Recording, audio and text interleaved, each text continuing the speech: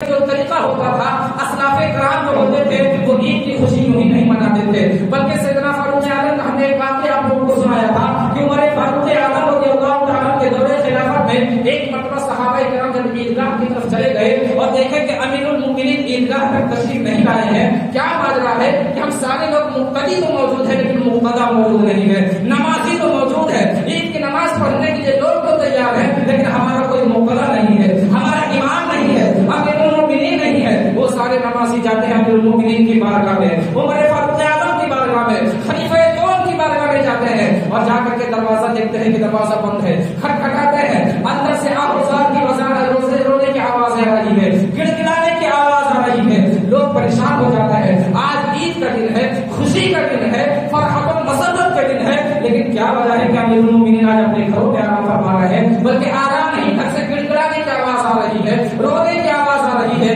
آج عید کا دن ہے، پوری دنیا خوشی منا رہی ہے، لیکن یہ امیر المؤمنین جو مسلمانوں کے بادشاہ ہے، یہ خلیفہ دو میں رسول اللہ کے غلام ہے، رسول اللہ کے دوسرے خلیفہ ہے، کیا وجہ ہے کہ رو رہے ہیں؟ جب جا کر کے یہ صحابہ کرام جاتے ہیں اور عرض کرتے ہیں یا امیر المؤمنین، اے خلیفہ دو، آپ کو کس نے تکلیف پہنچائی ہے؟ آپ کیوں رو رہے ہیں؟ آج تو عید کا دن ہے، آج تو خوشی کا دن ہے، آج تو فرحت و مسرت منانے کا دن ہے، کیا وجہ ہے کہ آپ رو رہے ہیں؟ قربان جائیے کیسا ایمان عمر فاروق اعظم کا تھا۔ عمر فاروق اعظم رضی اللہ تعالیٰ نے ارشاد فرماتے ہیں، اے میرے ساتھیوں، عید کی خوشی تو وہ منائے جس کے رمضان کے روزے قبول ہو گئے ہو، عید تو وہ منائے جس کی نمازیں قبول ہو گئی ہو، عید تو وہ منائے جس کی تراویح کی نمازیں قبول ہو گئی ہو، عید تو وہ منائے جس کی آنکھوں نے زنا سے اپنی آنکھوں کو بچا لیا ہو، عید تو وہ منائے جس کے قدم کبھی نہ پڑتے ہو، عید تو وہ منائے جس کے ہاتھ نے گناہوں سے روک لیے ہو، عید تو وہ منائے جس کی آنکھ محفوظ رہے، جس کا سر محفوظ رہے، جس نے اپنے سب کو پاکائے خداوندی میں آ کر کے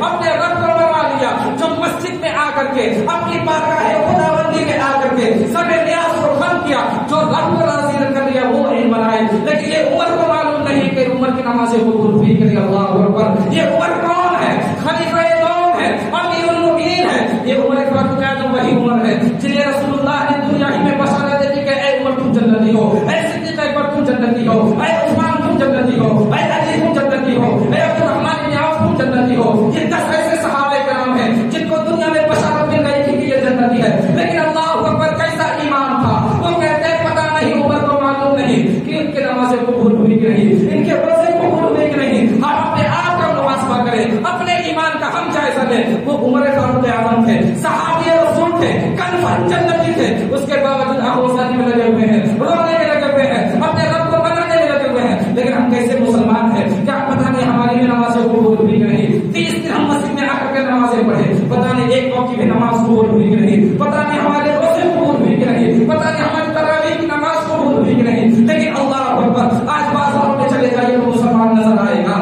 دنیا کے جس اڈے میں آپ چلے جائیے برائی کی جگہ وہاں مسلمان نظر آئے گا۔ کم سے کم اپنے ایمان کا ہم جائزہ لیں، صحابہ کرام کی زندگی کو پڑھ کر کے، صحابہ کرام کی زندگی کے واقعات کو سن کر کے اگر ہمارے اندر تبدیلی نہیں آتی ہے تو اپنے ایمان کا ہمیں جائزہ پڑھنا چاہیے۔ اس لیے کہ اے مسلمانوں، یہ اسلام، یہ مذہب اسلام، یہ دین، یہ ایمان اتنی آسانی کے ساتھ ہم کو نہیں ملا ہے۔ ان صحابہ کرام نے جانے کتنی پریشانیاں اٹھائی ہے، تب جا کر کے آج ہمیں اسلام، مذہب اسلام ہمیں قبول ہوا ہے۔ لیکن اے مسلمانوں، آج ہم اپنے آپ کا جائزہ لیں، ہم نماز بھی نہیں پڑھتے پھر بھی مسجد ہماری خالی ہے، ہم روزے نہیں رکھ رہے ہیں پھر بھی رمضان میں نہ جانے ہوٹلوں میں اپنی زندگی گزار رہے ہیں۔ اس لیے اے مسلمانوں، ان صحابہ کرام کی زندگی کے واقعات کو سن کر کے اپنے اندر تبدیلی کی کوشش کریں، ہم بھی اپنے ایمان کا جائزہ لیں۔ کیا عمر فاروق اعظم کے پر ہمارا ایمان ہے؟ وہ تو جنتی تھے لیکن ہمیں پتہ بھی نہیں کہ ہمارا ٹھکانہ جنت ہے یا جہنم ہے، پتہ نہیں ہمارا ٹھکانہ ہدایت یافتہ ہونے سے یا گمراہ ہونے سے ہے۔ اس لیے اے مسلمانوں، اگر آپ دنیا و آخرت کی کامیابی چاہتے ہیں تو اپنے رب کو بھی راضی کریں اور اپنے رسول کو بھی راضی کریں۔ آج کون سی ایسی برائی ہے جو آج مسلمانوں میں نہیں ہے؟ ہم نے بتایا ہے جیسے ہی ماہ شوال کا چاند دکھا، کل سے ہم نے دیکھا مسجد ہماری خالی ہو گئی۔ ماہ رمضان المبارک میں 6 سے 7 کی نمازی ہوتے تھے، لیکن اللہ اوپر میں پوچھنا چاہتا ہوں، آپ صرف رمضان کی نمازی ہے مسلمان بھائیوں؟ صرف ماہ رمضان المبارک میں آپ پہ نماز فرض نہیں ہے، بلکہ پورے 12 مہینے آپ پر نماز فرض ہے۔ آپ ایک وقت کی نماز چھوڑتے ہیں تو اللہ رب العزت کی بارگاہ میں آپ کو حساب دینا ہوگا، بلکہ آپ جو عمل کریں اس کا حساب اللہ رب العزت کی بارگاہ میں دینا ہوگا۔ اس لیے میں مسلمانوں، میری گزارش ہے کہ جس طرح رمضان المبارک ہے اپنی مسجد کو آپ نے آباد کیا تھا، اسی طرح آج سے یہ عہد کریں کہ ہم اپنی مسجد کو ویران نہیں ہونے دیں گے۔ کل سے ہم نے دیکھا یہ بجلی لائن جو میلہ لگا ہوا ہے، سب سے زیادہ اس میلے میں میدان میں گزر رہا تھا، سب سے زیادہ مسلمانوں کی بھیڑ اسی میلے میں نظر آئی۔ آج تب ہمیں احساس ہوا کہ واقعی رمضان میں جو شیطان بند تھا، واقعی رمضان ختم ہونے سارے شیطان نکل گئے، شیطان آزاد ہو گئے۔ آج ہماری بھیڑ مسجد میں دیکھا، آپ عشاء کی نماز میں دیکھے، مشکل سے 2 صف عشاء میں نہیں ہوئی، لیکن جب عشاء کے بعد ادھر گیا تو میں دیکھا سب سے زیادہ مسلمانوں کی بھیڑ کسی میلے میں نظر آئی۔ اللہ اکبر۔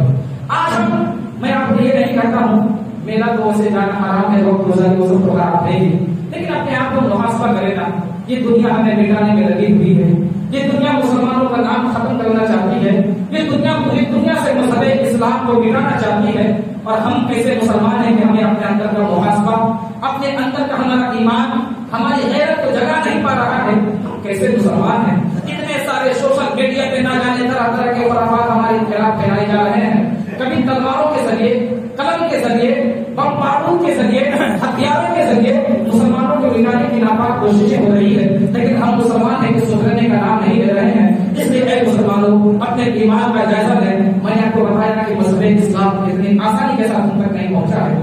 آپ کو کیا لگتا ہے یہ 5 وقت کی اذانیں بڑی آسانی کے ساتھ ہم کو مل گئی ہے؟ آپ کو کیا لگتا ہے یہ قرآن کریم بڑی آسانی کے ساتھ ہم کو مل گئے ہیں؟ آپ کو کیا لگتا ہے دین کے احکامات ہم کو بڑی آسانی سے مل گئے ہیں؟ آپ کو کیا لگتا ہے روزے کے فرائض بہت آسانی کے ساتھ ہم تک پہنچ گیا ہے؟ نہیں میرے مسلمان بھائیوں، جنگ بدر کا نقشہ اٹھا کر کے دیکھیں، جنگ احد کا نقشہ اٹھا کر کے دیکھیں، جنگ بدر آپ دیکھیں، حنین دیکھیں، خندق دیکھیں، یرموک دیکھیں، بلکہ میدان کربلا کو آپ دیکھ رہے ہیں، محرم ہم لوگوں سے زیادہ کوئی محرم نہیں مناتا ہے۔ جنگ کربلا کو دیکھیں کہ امام علی مقام نے یہ مذہب اسلام کو بچانے کے لیے اپنے 72 خان والے لوگوں سے جزیہ کو قربان کر دیے، لیکن مذہب اسلام پہ کوئی آنچ نہیں آ رہی، اس کے آپ نے اجازت نہیں دی، ان کے ہاتھوں میں اپنے ہاتھ دیے۔ اس لیے ہم اپنے ایمان کا محاسبہ کریں، اور جس طرح ماہ رمضان المبارک میں ہم نے عبادتیں کی تھی، کوشش کریں اس سے زیادہ عبادتیں ابھی 12 مہینوں تک ہم کنٹینیو رکھیں، تاکہ اللہ کا فضل، اللہ کا احسان ہم پر ویسے ہی برستا رہے جیسے ماہ رمضان المبارک میں برس رہا تھا۔ اگر ہم نے مسجدوں کو خالی کر دیا تو یاد رکھیں آپ نئے نئے کپڑے پہن کر کے آپ خوشی کو منا سکتے ہیں، آپ کے بچے تو خوش ہو سکتے ہیں، آپ کے خاندان والے نئے نئے کپڑے پہن کر کے خوش ہو سکتے ہیں، اور طرح طرح کی گھومنے والی جو جگہوں وہاں جا کر کے آپ خوشی کو منا سکتے ہیں، لیکن یقین رکھیں آپ مسجد کو ناراض کر رہے ہیں، آپ مسجد کے مصلوں کو ناراض کر رہے ہیں، آپ رب کی بارگاہ میں آپ اپنی ناراضگی کا ثبوت دے رہے ہیں۔ اس لیے اگر آپ مسجد کو ویران کر دیتے ہیں تو فقہ کی کتابوں میں آتا ہے کہ جو شخص مسجد کو ویران کر دیتا ہے اللہ اس کے گھر کو ویران کر دیتا ہے۔ اللہ اکبر۔ اس لیے آپ کوشش کریں، آج دیکھیں ہمارے گھر میں برکت نہیں ہے، آج ہماری گھروں میں رحمت کے فرشتوں کا نزول نہیں ہو رہا ہے، آج ہمارے گھروں سے برکت ختم ہو گئی ہے، ہم کماتے ہیں لیکن ہمارا پیسہ اڑتا چلا جا رہا ہے، کبھی بیماری کے نام پر، کبھی کوئی ایکسیڈنٹ کے نام پر، کبھی کوئی پریشانی کے نام پر، کبھی کوئی حادثات کے نام پر ہم کما رہے ہیں لیکن پیسہ دکھ نہیں رہا ہے، برکت نہیں ہے۔ آپ ذرا خود سوچیں برکت کے لیے ہم نے کیا کیا، ہم نے کیا کیا ان پیسوں کی برکت کے لیے؟ ایک واقعہ آپ سمجھ کریں، سالبہ ابن عبد الرحمن، بڑے مقدس صحابی رسول کا نام ہے، سالبہ ابن عبد الرحمن اللہ کے نبی صلی اللہ علیہ وسلم کی بارگاہ میں حاضری دیتے ہیں اور عرض کرتے ہیں یا رسول اللہ صلی اللہ علیہ وسلم میں بہت غریب ہوں، اے اللہ کے رسول اللہ کی بارگاہ میں میرے لیے دعا فرما دیں۔ سرکار دو جہاں صلی اللہ علیہ وسلم ارشاد فرماتے سالبہ صبر کرو اور ہم سے دعا کے لیے نہ کرو، بھیج دیتے ہیں۔ صاحب ابن عبد الرحمن پھر دوسری دن آتے ہیں، یا رسول اللہ صلی اللہ علیہ وسلم اللہ کی بارگاہ میں دعا کرنے مولا بہت غربت ہے، بہت غریب ہو میرے رسول، اللہ کی بارگاہ میں دعا فرما دیں۔ سرکار علیہ السلام تسلی دیتے ہیں، صبر کی تلقین فرماتے ہیں، صحابہ صبر کرو، پھر بھیج دیتے ہیں۔ پھر تیسرے دن صاحب ابن عبد الرحمن اللہ کے رسول کی بارگاہ میں حاضری دیتے ہیں، یا رسول اللہ صلی اللہ علیہ وسلم بہت غریب ہوں، اللہ کے نبی صلی اللہ علیہ وسلم ارشاد فرماتے ہیں سالبہ میں آج دعا کر دے رہا ہوں لیکن اس کے بعد کیا ہوگا اس کا حشر تم دیکھنا۔ یہ ہم بندوں کے تعلیمات کے لیے ایسے واقعات ہوا کرتے ہیں، ورنہ وہ صحابی رسول بڑے معزز صحابی رسول سارے صحابہ اللہ کے رسول صلی اللہ علیہ وسلم کے جتنے صحابہ سارے جنتی ہیں، یہ جتنے واقعات ہوتے ہیں ہم لوگوں کی تعلیم امت کے لیے ہوا کرتے ہیں. صاحب ابن عبدالرحمن کی دعا ہو گئی مولا اس کے رزق میں بڑا برکت دے دے. اللہ کے نبی صلی اللہ علیہ وسلم ارشاد فرماتے ہیں میرے مولا صاحبہ بہت غریب ہے اس کو امیر بنا دے اسے دولت مند دے دے مولا اس کی غربت کو ختم کر دے. صاحب ابن عبدالرحمن کے پاس 4 بکری تھی. ایک مہینہ گزرا 40 بکری ہو گئی. وہ تجارت کرنا شروع کیے. اس کے بعد دن بدن دیکھتے گئے جیسے جیسے مہینہ گزرتا گیا بکری سے ترقی کر کے اونٹ پہ گئے. اونٹوں سے ترقی کیے بہت ساری بکریوں کو انہیں جمع کر دیا. تجارت کرتے گئے اونٹوں کی کثرت ہو گئی. لیکن نتیجہ کیا ہوا جیسے جیسے یہ امیر ہوتے گئے تو پہلے مسجدوں میں 5 وقت کی نمازیں پڑھا کرتے تھے. ایک وقت بھی نماز قضا نہیں ہوتی تھی صاحب ابن عبدالرحمن کی. لیکن جیسے جیسے انہوں نے ترقی کرنا شروع کی ہے جیسے جیسے ان کے گھروں میں بکریاں پڑھنا شروع ہوئی ہے اس وجہ سے کبھی ظہر کی نماز چلی گئی. پھر جیسے ترقی کرتے کبھی عصر کی نماز چلی گئی. پھر جیسے ترقی کی کبھی مغرب کی نماز چلی گئی. ایک وہ وقت آیا کہ صاحب ابن عبدالرحمن مدینے سے باہر جا کر کے ایک جھوپڑی تربیت کر دیتے ہیں. اس کے بعد 5 وقت کی بھی نماز آپ مسجد میں حاضر نہیں ہوئے صاحب ابن عبدالرحمن. اس کے بعد صرف جمعہ میں حاضر ہوتے ہیں. اللہ کے رسول صلی اللہ علیہ وسلم کو دلی تکلیف پہنچتی ہے کہ میں جان رہا تھا صاحب ابن عبدالرحمن کے ایمان کو میں دیکھ رہا تھا اس لیے میں نے شروع میں دعا کرنے سے انکار کیا تھا. اللہ کے نبی صلی اللہ علیہ وسلم خبر پہنچاتے ہیں کہ دیکھو دیکھو صاحبہ کہاں ہے. اس کے بعد جب وہاں تک خبر پہنچتی ہے صاحب ابن عبدالرحمن کو بلایا جاتا ہے. جب صاحب ابن عبدالرحمن اللہ کے رسول کے بارگاہ میں حاضر دیتے ہیں سرکار علیہ السلام اپنا روح انور پھیر دیتے ہیں اور کہا جاتا ہے کہ یہ تو رسول یہ صاحب ابن عبدالرحمن ہے. آقا کریم ارشاد فرماتے ہیں کون صاحبہ ابن عبدالرحمن اللہ اکبر. سرکار علیہ السلام کو متوجہ کرایا جاتا ہے یہ صاحب ابن عبدالرحمن ہے. اللہ کے نبی چہرے پھیر دیتے ہیں. پھر بتایا جاتا ہے یہ صاحب ابن عبدالرحمن ہے. اللہ کے نبی چہرے پھیر دیتے ہیں. یہاں تک کہ سیدنا صدیق اکبر کی آنکھوں میں آنسو جاری ہوئے.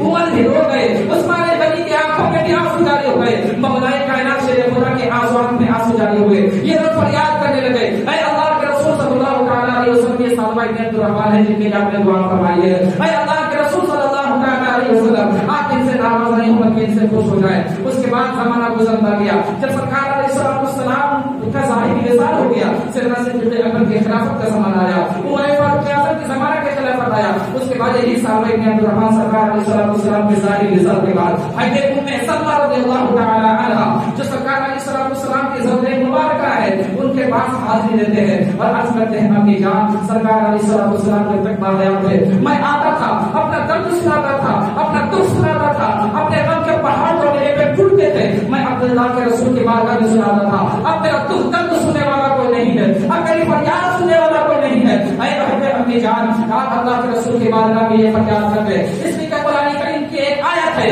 وَلَوْ أَنَّهُمْ إِذْ ظَلَمُوا أَنفُسَهُمْ جَاءُوكَ فَاسْتَغْفَرُوا اللَّهَ وَاسْتَغْفَرَ لَهُمُ الرَّسُولُ لَوَجَدُوا اللَّهَ تَوَّابًا رَحِيمًا. کہ اگر تم اپنے ذاتوں پر ظلم کرو تو یہ اللہ کے رسول کی بارگاہ میں حاضری دے دو. یہ اللہ کے رسول صلی اللہ علیہ وسلم جب تمہاری مغفرت کی دعا فرما دیں گے تو اللہ بھی قبول فرما دے گا.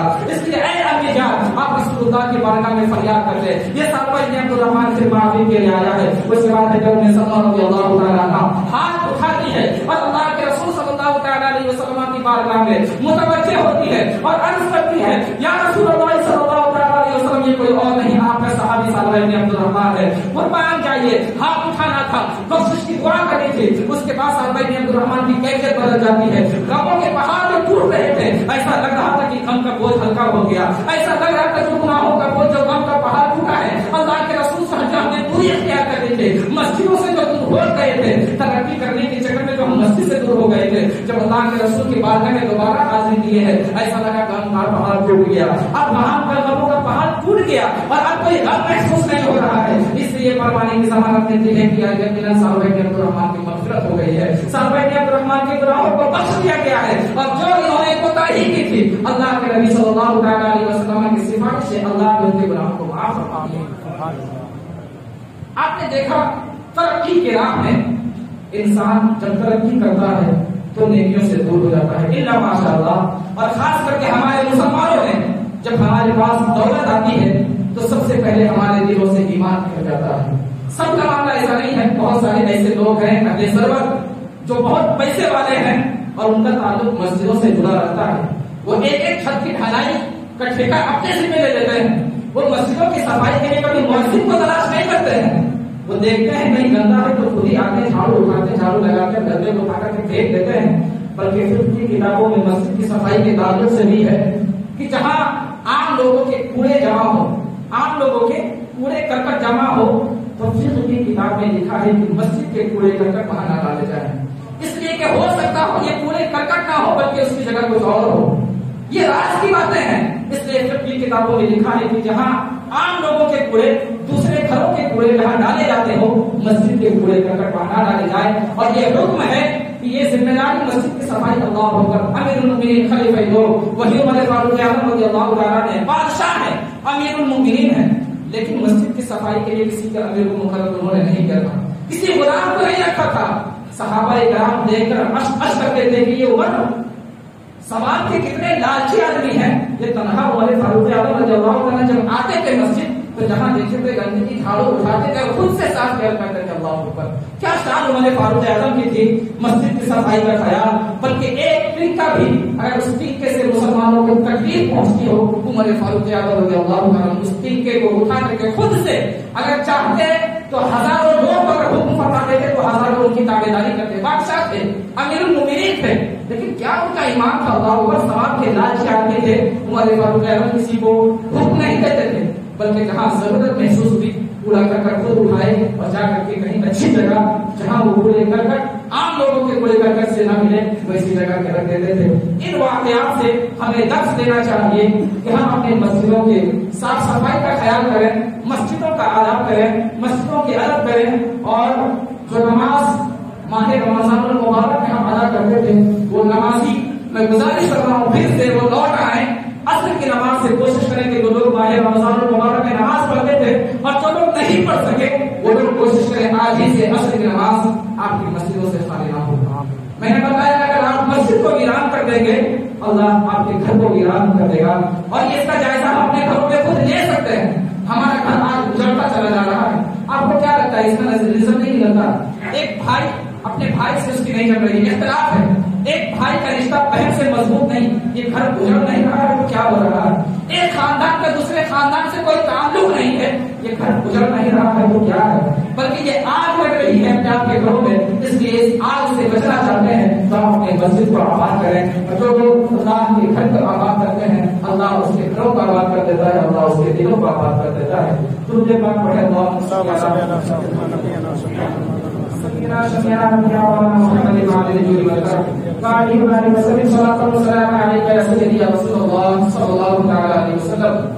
مسجدوں کو آباد کرنے کے ساتھ ساتھ اپنے ایمان کو مضبوط کریں، اپنے ایمان کو اب مضبوط کرنے کی کوشش کریں۔ جو مذہب اسلام ہم تک پہنچا ہے یہ صرف جمعہ کی نماز تک محدود نہ رہے، بلکہ آپ ایمان کی مضبوطی کی دلیل قائم کریں۔ ایک واقعہ مختصر بیان کر کے میں گفتگو ختم کر رہا ہوں۔ ایک صحابی رسول ہے حضرت سفینہ رضی اللہ تعالیٰ، اللہ کے نبی صلی اللہ تعالیٰ علیہ وسلم کے بڑے مقدس صحابی ہیں حضرت سفینہ رضی اللہ تعالیٰ۔ اچھا ان کا نام سفینہ کیسے پڑا یہ بھی دیکھیں آپ۔ ایک مرتبہ کسی جنگ میں صحابہ کرام جا رہے تھے تو بڑے سیدھے سادے تھے حضرت سفینہ رضی اللہ تعالیٰ، کوئی صحابی رسول آپس میں لوگ مذاق کیا کرتے تھے، صحابہ کرام جب جا رہے تھے جنگ میں تو ایک اپنا اوزار لیے اور حضرت سفینہ کے کاندھوں پر رکھ دیے اپنے اوزار، پھر کوئی دوسرا صحابی آئے وہ بھی اپنے ہتھیار جو جنگ کے لے کے جا رہے تھے اٹھائے اور حضرت سفینہ کے کاندھوں پہ ڈال دیے، یہاں تک کہ تقریباً 6 صحابہ کرام کے ہتھیار کو انہوں نے اپنے کاندھوں پہ اٹھا لیا تھا۔ حضرت سفینہ رضی اللہ تعالیٰ اللہ کے نبی صلی اللہ علیہ وسلم سے تشریف لا رہے تھے، دیکھتے ہیں فرحت و مسرت سے سرکار علیہ السلام جھوم اٹھتے ہیں اور ہنستے ہوئے ارشاد فرماتے تم تو سفینہ ہو، یعنی جہاز اور کشتی، سفینہ کا مطلب ہوتا ہے کشتی، جہاز۔ اللہ کے نبی صلی اللہ علیہ وسلم ارشاد فرماتے تم تو سفینہ لگتے ہو، تم تو جہاز لگتے ہو۔ اس کے بعد حضرت سفینہ رضی اللہ تعالیٰ ارشاد فرماتے ہیں کہ اللہ کے رسول کو مجھے سفینہ کہنا تھا، اس کے بعد میرے بازوؤں میں اتنی طاقت آ گئی کہ ایک نہیں 60 اونٹ کا بوجھ بھی اگر سفینہ کے کاندھوں پہ ڈال دیا جائے تو بھاری محسوس نہیں ہوتا۔ سبحان اللہ، یہ سفینہ حضرت سرکار علیہ السلام کے نام رکھنے کی برکت ہے۔ یہ حضرت سفینہ رضی اللہ تعالیٰ ایک مرتبہ کسی سفر میں گئے قافلے والوں کے ساتھ، تو انہیں قضائے حاجت محسوس ہوئی، قافلے والوں سے الگ ہوئے اور قضائے حاجت کے لیے چلے گئے، قافلہ ان کی نگاہوں سے اوجھل ہو گیا، یہ قافلے سے بچھڑ گئے، جنگل میں تھے، اب راستہ معلوم نہیں کہ کہاں جائیں، کس کس سے پوچھیں؟ کوئی نظر بھی نہیں آتا، نہ کوئی چرند ہے، نہ کوئی پرند ہے، نہ کوئی انسان ہے، کچھ بھی ہے۔ پریشان ہوئے، تھوڑی دیر کے بعد کیا دیکھتے ہیں کہ تھوڑی دیر کے بعد ایک درندہ شیر ادھر آ رہا ہے۔